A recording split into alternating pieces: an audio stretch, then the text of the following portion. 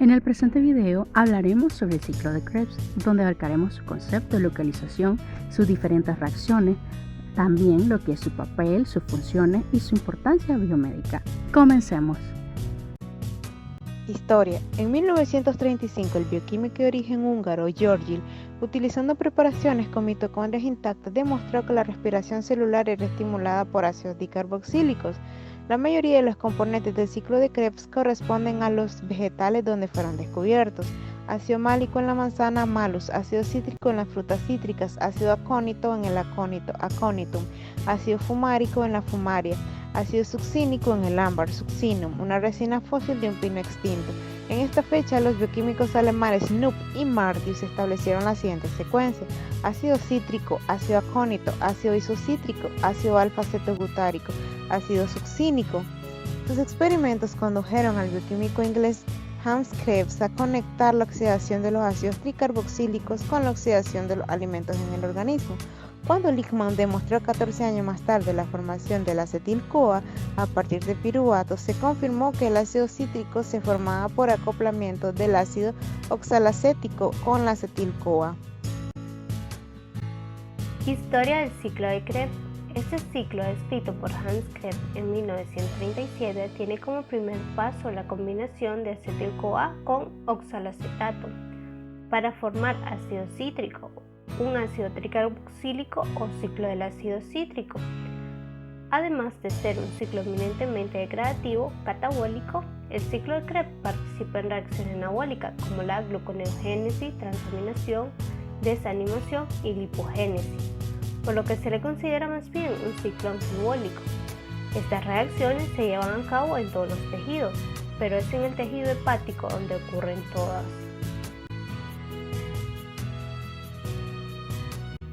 El ciclo de Krebs o ciclo del ácido cítrico es una ruta metabólica que forma parte de la respiración celular, donde es liberada energía almacenada a través de la oxidación del acetil-CoA derivado de carbohidratos, lípidos y proteína en dióxido de carbono y energía química en forma de ATP. Este tiene lugar en la matriz mitocondrial de la célula eucariota y en el citoplasma de las células procariotas.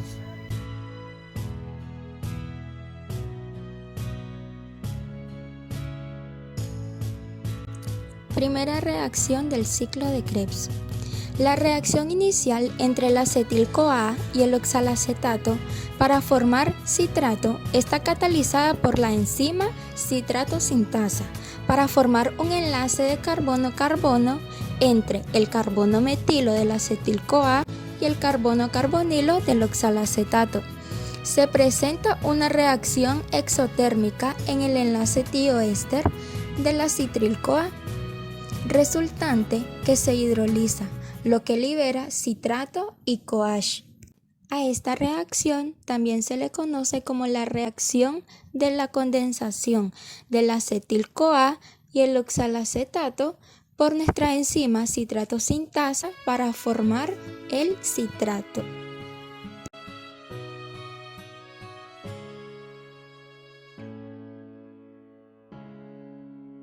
Segunda reacción. La enzima aconitato hidratasa isomeriza el citrato hacia el isocitrato. La reacción ocurre en dos pasos: deshidratación hacia el ciaconitato y rehidratación hacia el isocitrato. El citrato y la aconitasa reaccionan de manera asimétrica, de modo que los dos átomos de carbono que se pierden en las reacciones subsiguientes del ciclo no son los que se añadieron provenientes del acetil-CoA. Tal conducta asimétrica depende de la canalización, transferencia del producto de la citrato sintasa de manera directa hacia el sitio activo de la aconitasa, sin entrar en solución libre.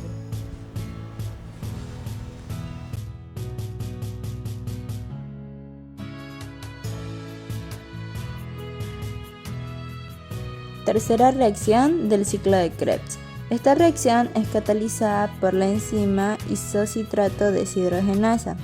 Consiste en una oxidación del isocitrato acoplada a una descarboxilación, es decir, una descarboxilación oxidativa. En esta reacción se forma alfa-cetoglutarato. Esta reacción se lleva a cabo en 3 etapas. La primera consiste en la oxidación del isocitrato en el carbono 2, desprotonando al grupo hidroxilo recién formado en la reacción anterior y transfiriendo los electrones al NAD+, formando NADH. En la segunda etapa se lleva a cabo la descarboxilación, liberando una molécula de CO2 y generando un doble enlace de carbono.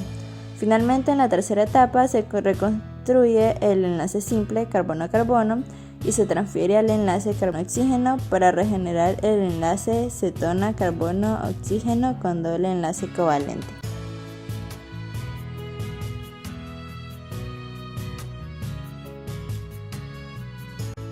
Cuarta reacción, el alfa-cetoglutarato deshidrogenasa de oxoglutarato de alfa-succinil-CoA. Después de la conversión del isotrato en alfa-cetoglutarato, se produce una segunda reacción de descarboxilación oxidativa que lleva a la formación de succinil-CoA. La descarboxilación oxidativa de alfa-cetoglutarato es muy parecida a la del piruvato, otro alfa-cetoácido. Ambas reacciones incluyen la descarboxilación de un alfa-cetoácido y la consiguiente producción de una unión de tióster de alta energía con la coenzima A. Los complejos que catalizan tales reacciones son parecidas entre ellas.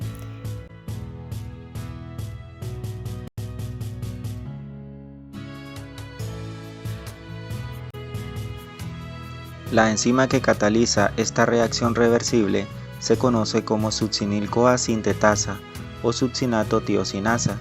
Ambos términos indican la participación de un nucleósido trifosfato. Esta reacción conservadora de energía presenta un paso intermedio en el que la misma molécula de enzima queda fosforilada en un residuo IS en el sitio activo, el cual se encuentra en la interfase entre subunidades. Este grupo fosforilo posee un elevado potencial de transferencia y es transferido a ADP para formar ATP. Este es el único sitio en el que se genera ATP a nivel de sustrato.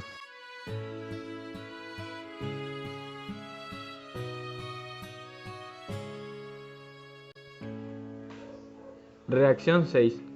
La sexta reacción del ciclo de Krebs consiste en la reorganización de moléculas a 4 átomos de carbono hasta la regeneración del oxalacetato. Para que esto sea posible, el grupo de metilo presente en el succinato tiene que convertirse en un carbonilo.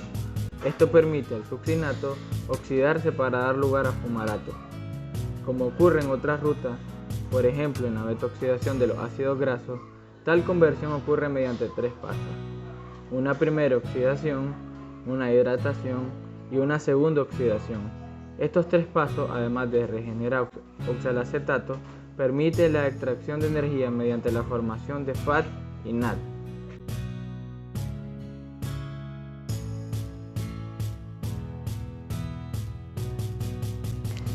Reacción 7. La fumarasa cataliza la adición entre un protón y un grupo de hidróxido procedente de una molécula de agua. La hidratación del fumarato produce el malato.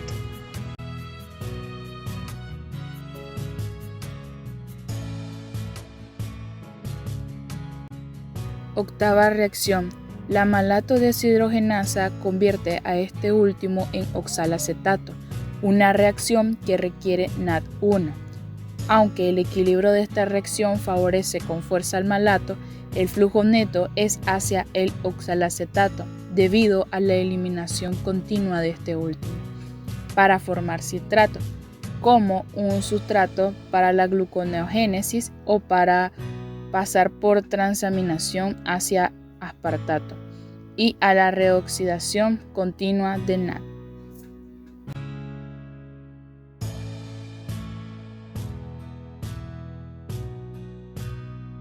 Bueno, ahora hablaremos de lo que se forma en cada vuelta. Por cada vuelta del ciclo del ácido cítrico se forman 10 ATP.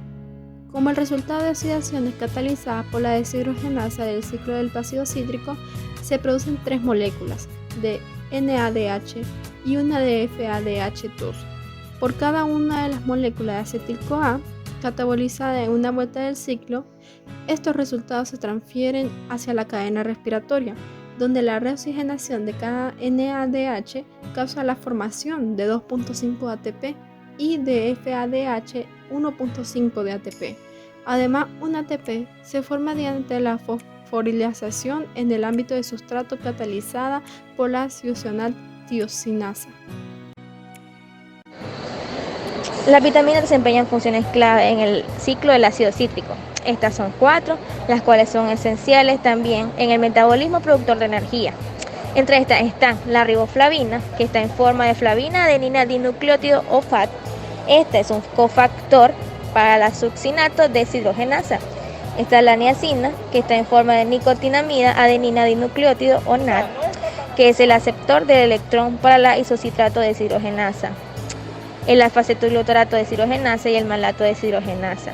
Está la tiamina o vitamina B1 como difosfato de tiamina, que es la coenzima para la descarboxilación en la reacción de alfa-acetoglutarato deshidrogenasa. Y por último, el ácido pantoténico, como parte de la coenzima A, es el cofactor fijo a residuos ácido carboxílico activos, como acetil-CoA y succinil-CoA.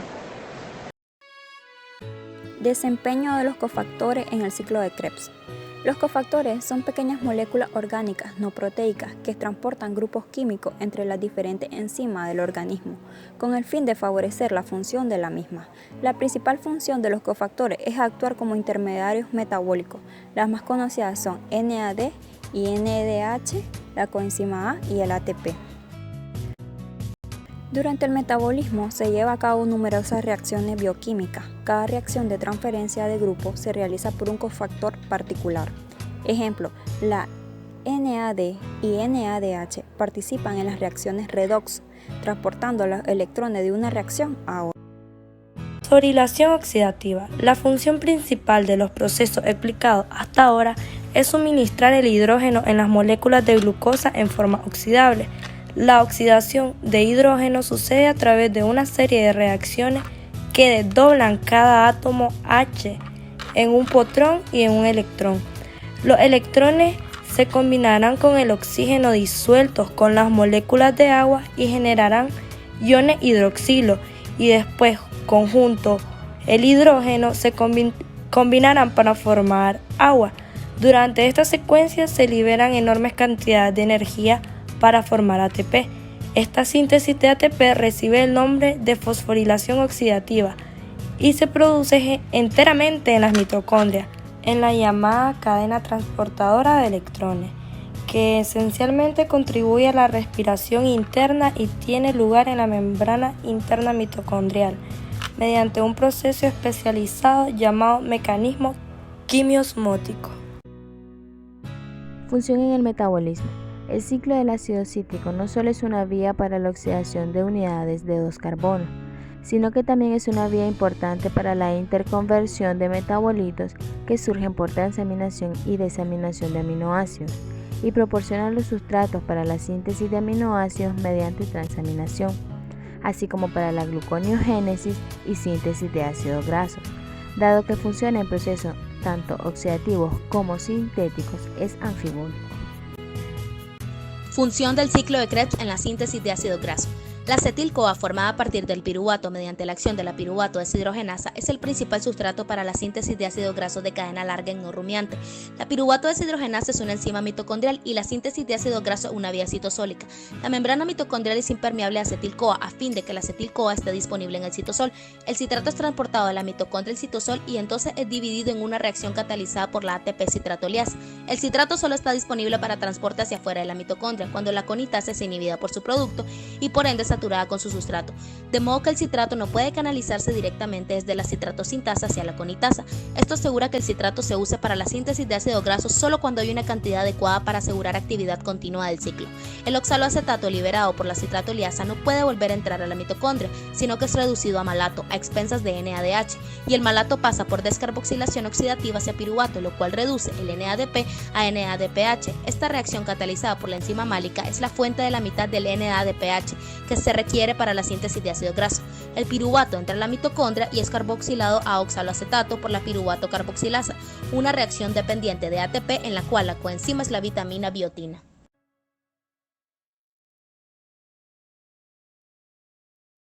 Función en gluconeogénesis. Todos los intermediarios del ciclo son en potencia glucogénicos porque pueden dar lugar a oxalacetato y por ende a producción neta de glucosa.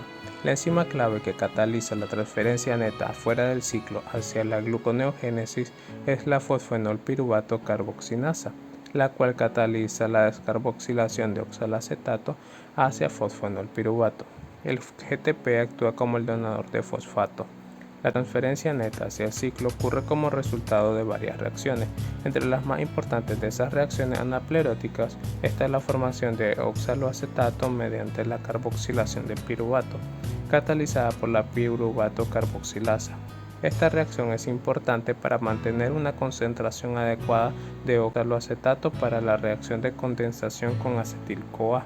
Si esta última se acumula, actúa como activador alostérico de la piruvato carboxilasa y como inhibidor de la piruvato deshidrogenasa, lo que asegura un aporte de oxaloacetato. Ahora hablaremos sobre los aspectos importantes y que debe entender sobre el ciclo de Krebs. El ciclo del ácido cítrico es la vía final para la oxidación de carbohidratos, lípidos y proteínas. Su metabolito terminal común, la acetil-CoA, reacciona con el oxalacetato para formar el citrato. Mediante una serie de deshidrogenaciones y descarboxilaciones, el citrato es degradado, lo que reduce coenzimas, libera dióxido de carbono y regenera oxalacetato.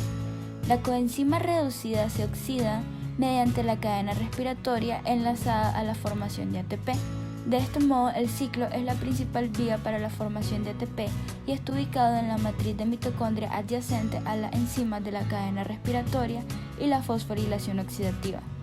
El ciclo del ácido cítrico es anfibólico, ya que involucra tanto catabolismo como anabolismo, puesto que además de oxidación es importante en el suministro de esqueletos de carbono para la gluconeogénesis, la síntesis de ácidos grasos y la interconversión de aminoácidos. Probablemente te estarás preguntando por qué es necesario estudiar este ciclo.